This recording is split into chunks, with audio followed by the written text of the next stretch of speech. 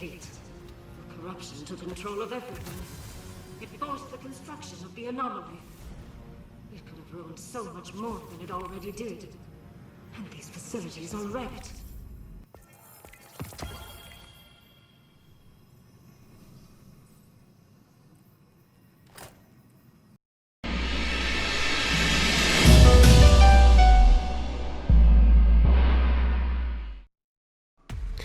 Alright, so I just wanted to go over the builds that I use to achieve my solo flawless Vesper's host, namely for Puppeteer.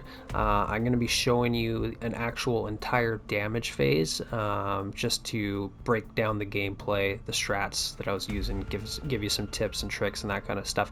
So if you want to skip straight to that timestamp, go for it, but I'm going to break down the builds that I used here first. So yeah, if you're curious as to everything up to the Puppeteer, then I would suggest that you just check out one of my more recent Vesper's Host live streams. They've all been solo attempts at the dungeon, whether it just be focused on a specific boss or just completing the dungeon solo. I've got like 15 hours worth of footage there, probably at least. If you check the last solo Puppeteer stream I did a few days ago, I actually managed to pull off the solo, basically 3.5 phase on Puppeteer using good old-fashioned Curse of the Falling Star, Anarchy, Consecration spam, 2 T crashes per damage phase, right? It wasn't quite optimal enough to pull off the 3 T crashes. I think if I pushed myself, I could definitely do it, but I was more so figuring out actually how to stay alive, running around, doing all that stuff, which is next level gaming, right? High risk, high reward. Check out my last solo Puppeteer live stream towards the end of the stream. You can see me pull off the solo completion there, right? But to actually get the solo flawless, to get the emblem and everything, I decided to go with a more consistent, safe route with Loreley Splendor, playing the cheesy spot at the back of the map, sitting nice and toasty behind the barricade, spamming Dragon's Breath, being okay with a 5 or 6 phase or whatever it took, just staying alive, right? It's a marathon. What I will say about the build, now I know this is like a fairly well known strat that you can use for the dungeon, and there's been lots of footage on YouTube, people using this strat. I didn't copy anybody's dim links. I didn't check. I didn't investigate anybody's build. The fact that they're on Loreley and they're playing at the back of the map, that's all the information that I need to basically come up with my own iteration of the build, right? It's employing the same strat. It's essentially using the same exotic, right? So everything is pretty consistent there. But I had a few special tweaks that I was using because this was done at the end of the season instead of 3 months ago, like all of the other solo footage that's pretty much out there on YouTube. Everybody was spamming Grand Overture. They nerfed the capability to preload the missiles on immune targets. So I'm not too sure how viable Grand Overture is now, but I just wanted to kind of go against the grain and not opt to, doing the exact same thing that everybody else did. Instead, I went Dragon's Breath, since they supposedly fixed ignitions, right? So it's doing decent damage, but mainly I wanted to apply constant Scorch and Ignition so that I can get my barricade back basically every 5 seconds or so with Ember Singeing, right? So if we go into the abilities here, Hammer of Saul, mainly to pop within about 7 seconds of when the Puppeteer transports back to the middle platform before opening the nuke room, right? So that way you can do a little bit of damage to the boss and you can take care of the highlighted clone that has the nuke, right? You can do all that, basically have roaming super resistance for when you got to go out there and get the nuke, right? But Ember Singeing is what is going to allow allow me to spam constant barricades. You apply Scorch to targets, you get 400% uptime on your barricade, right? So and of course that's a sunspot in every barricade thanks to Loreley Splendor. I chose to go with Ashes here to do more Dragon's Breath damage, along with Radiant and Extended Radiant, right, and Restoration, Solace, and Torches, so I can throw my hammer out there and I think get about 15 seconds of Radiant, if not at least 12, right? Healing Grenade for backup. just in case you're kind of posted up a little bit out of place and you're kind of close to the lightning strikes, or if you lose your barricade for whatever reason on your way to your safe spot, then you might need to crutch on your healing grenade, right? Roaring Flames, Soul Invictus, pretty standard there. I actually ran 100 strength during damage phase, so this is my damage loadout, so that way I can throw more hammers, have more radiant uptime. So the strat here is, based on my weapon choices, I wanted 100% uptime on triple solar weapon surges, right? Because that's 22% extra damage that you can get from solar weapon surge. Now, if you've only got 3 stacks of armor charge going into damage, then you're going to be without those surges after 30 seconds, right? 30 to 45. If you have time dilation or 2 copies like I do here, I think I can get, closer to a minute worth of surges with all 3, but nonetheless, it's like a 2-minute damage phase. You're going to run out of surges, right? Between depositing the nuke, waiting for the next half of the phase to start. So the strat here is to actually have 100% uptime is to spam none other than attrition orbs, velocity baton at the boss, and then occasionally shoot hung jury just to proc kinetic tremors, and then voila, you've automatically got all of the orbs that velocity baton is essentially, shat out all over the platforms for you to look at from range, right? Because you're not doing the whole consecration T-crash running around from platform to platform like a madman. You're not scooping up orbs. You're sitting at the back of the map, cheesing the boss, basically. So you want a ranged option to pick up orbs and potentially ammo as well. You don't even have to aim anywhere close to the orbs or the ammo. You don't even have to pay attention. You just proc kinetic tremors on velocity baton debuffed boss every now and then, right?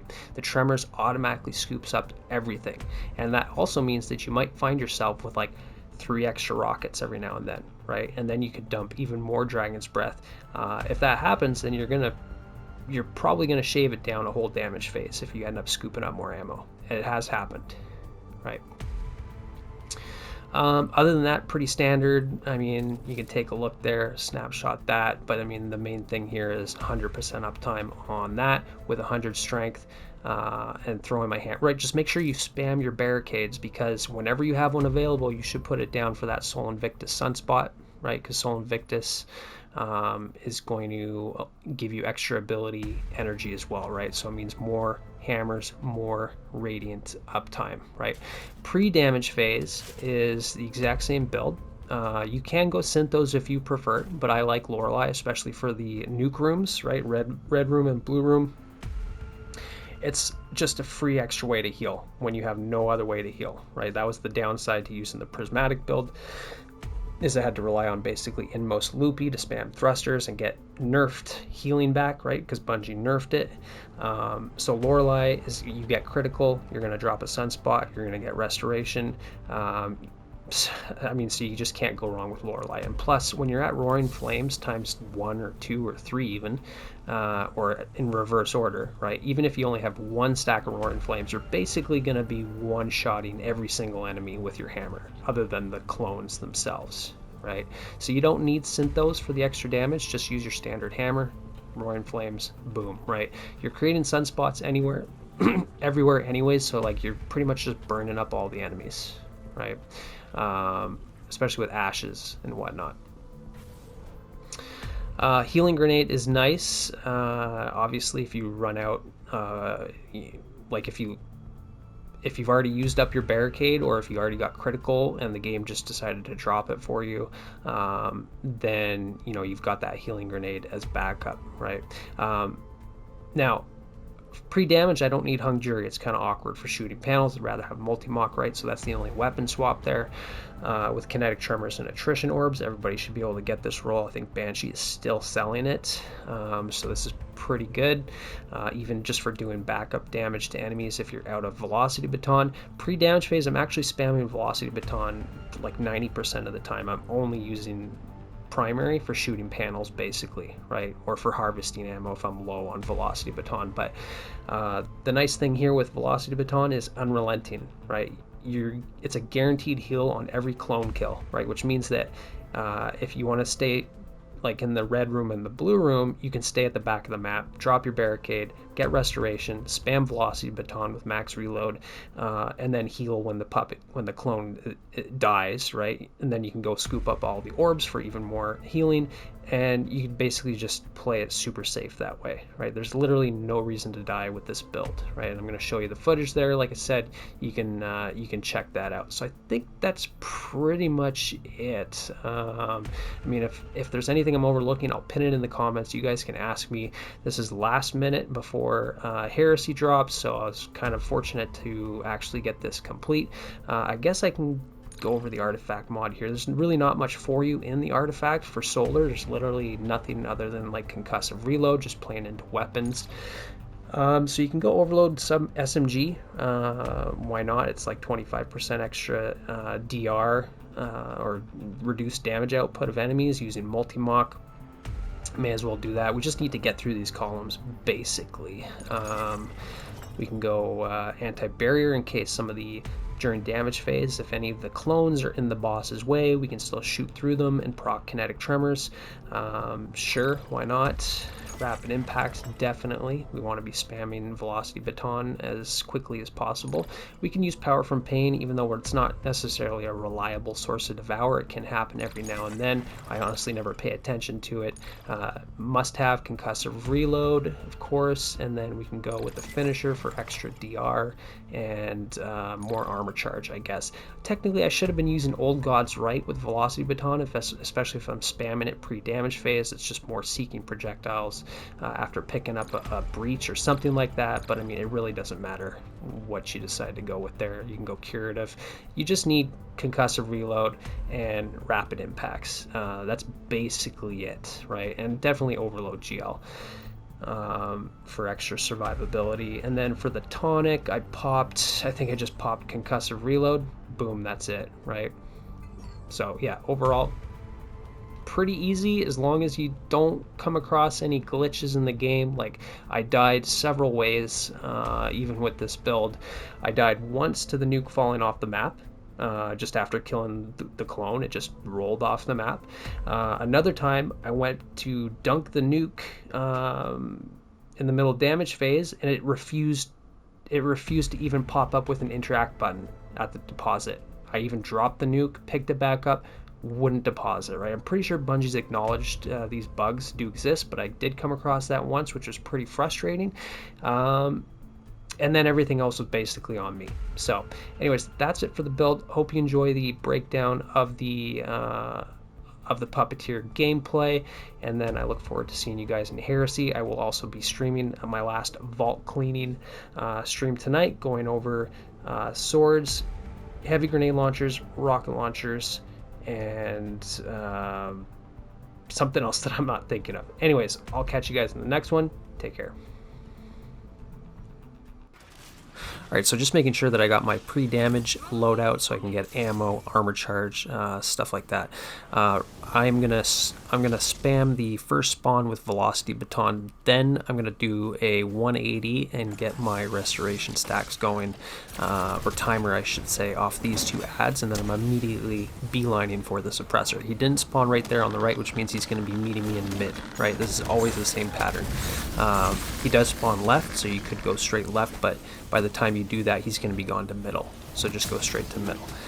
Then I'm looking to get some distance from the clones, right? Always make sure that you don't die needlessly to radiation, and then I always drop the suppressor somewhere in the middle, wherever's safest, usually closer to the boss, right? And as soon as he spawns in the next set, you can put the decoy down again. You could just sit back in your Loreley barricade. Like, there's absolutely no reason to play risky here at all with velocity baton, with attrition orbs, with recuperation, with unrelenting, and basically infinite restoration and cure, right? I always dunk suppressor top left there. Keep your buffs in the same stalls all the time for consistency, just to get in a rhythm. Then I'm going straight for scanner here, figuring out which number I gotta shoot. Dunking scanner far right, like I always do. Operator buff on the ground now. You gotta make sure that you don't kill these guys too early or let their buffs expire, otherwise you're gonna get more clones. You're gonna have to pick up suppressor, drop more decoys, right? So I'm looking for 2s here. Eventually you'll just remember where every single number is. And I always dunk operator far left, and then I kill all the rest of the ads out of habit. There's a good chance you can get some ammo on the ground, right? Which is the irony here, because if you look at my Dragon's Breath ammo, right, this is a huge mistake actually. I should have been paying attention to my heavy and not just figuring that it would automatically be totally stocked up, right? So bit of a mistake, but you'll see how I make up for it here going into damage with absolutely no heavy ammo and being able to pull off the same amount of damage that I normally would. Okay, I spam the wave frame as I come down, free healing and recuperation, unrelenting, etc. as I'm on my way over to my nuke room, refresh restoration with my hammer on the way, and then I'm going straight for operator, right? I do a little slide as I go into the shower there to try and avoid the boss's wire rifle snipes, right? Because they can kill you. You get 2-3 shots in a row, you're dead. I make sure I shoot that last panel only when I have all of my abilities, right? So I should be good. Now I'm beelining for scanner and starting to search for the correct clone. Now because it's this one right here, I got 2 options. I can sit there, throw my hammer, punch, spam velocity baton right at the clone's face, and potentially build up stacks of radiation, or I could back up like I just did there. So I went plan B, just the safe route. It's free, it's guaranteed. You have plenty of timer on the sector purge countdown, right? I just spam velocity baton. It's a guaranteed heal on the kill. A bunch of orbs waiting for me down there to go pick up the nuke. There's absolutely no way that you can die unless you're getting radiated. So I generally try not to stall here, as opposed to like trying to figure out where the clones are. I'm just gonna go straight in. If I run into clones, then I'll usually wait for them to kind of teleport to me so that I can get past them easily, and then I just avoid all of the trip mines. I never shoot any of them. I just jump in the same manner, right? I'm spamming velocity baton and my hammer as I come out to those orange bars, and then looking straight for scanner, because you'll notice that I never dunked scanner in the red room, and I do this for consistency's sake, for saving time, less stress. I just know that I always have to go pick up scanner in between nuke rooms, right? It's always in that middle room. You just got to make sure that you get it fast, right? You immediately kill the scanner dude, because otherwise the servitor can tether all the enemies in there, and then you can, you know, find yourself having to battle a tankier enemy, taking more time, and then all of a sudden you've got clones radiating you again. Okay, I typically hang out at the behind the middle column in both rooms to shoot the panels. Generally, the clones have a harder time getting to you. The boss can't snipe you. Sometimes you got to deal with the orange bars in the hallway. You can just spam velocity baton if you need to. I usually start by scanning the clone next to me, and then I go diagonally far, and then I will loop back, kind of like a crisscross or an X pattern, just to stay away from the clones and being stacked up with radiation. At this point, you get to take a little breather. It's stress-free up until damage phase. I should be looking at my heavy ammo here, right, and going to find bricks, but I was obviously in some kind of rhythm here, and I absolutely completely overlook stocking up on ammo. Kinetic tremors and attrition orbs in action there with kinetic siphon for the double orbs. I'm refreshing restoration and radiant again on my way to the elevator so that I can go straight into damage without taking a pause, with, you know, essentially roaring flames, so I get bigger hammer damage when I proc radiant as I come up the elevator here. Switch loadout for triple solar weapon surge and hung jury with shoot to loot and kinetic tremors. Spam velocity baton, throw my hammer, shoot dragon's breath, but I don't have any ammo. Shoot to loot saves me. Now I'm getting in my safe spot, looking to put my Loreley barricade down, and then I'd be normally shooting my second rocket at this point. Spamming hung jury with kinetic tremors and velocity baton with attrition orbs in between for that 100% uptime on the surges and solar weapon boost ×3. Keeping an eye on my hammer. I've got 100 strength. This way I can be radiant for as long as possible. I think it's what, 15 seconds, 12 seconds, something like that, right? There's no rhyme or reason to doing damage here. Just make sure you're following the boss around. When the boss teleports off mid, he goes right or left, right?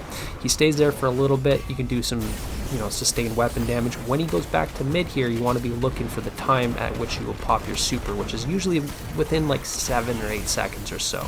So after he TPs to mid there, right, within 7 seconds you should be popping super so that you can do a little bit of damage to him, kill the clone, pick up the nuke, and get to the nuke room. Make sure you keep an eye on the lightning as you're making your way to the nuke room, because the lightning can still kill you. Now I'd normally be looking to get straight up into my safe spot again, put the barricade down, throw the hammer, spam velocity baton, and then start dumping Dragon's Breath, right? We're on limited time now. We basically just have to dump all of our ammo. He's going to do one teleportation, and wherever he teleports to, that's where he's going to be until damage ends. Shoot to loot saving me again, reloading my weapons for me. I'm not so worried about having composite propellant ×5 on every single Dragon's Breath shot. Yeah, you do more damage if you don't spam it like this, reloading rocket after rocket, but at this point I just want to get all of my rockets down before damage ends, right? And that was basically enough damage to still guarantee the 5.5 to 6 phase that I was expecting from this build anyways.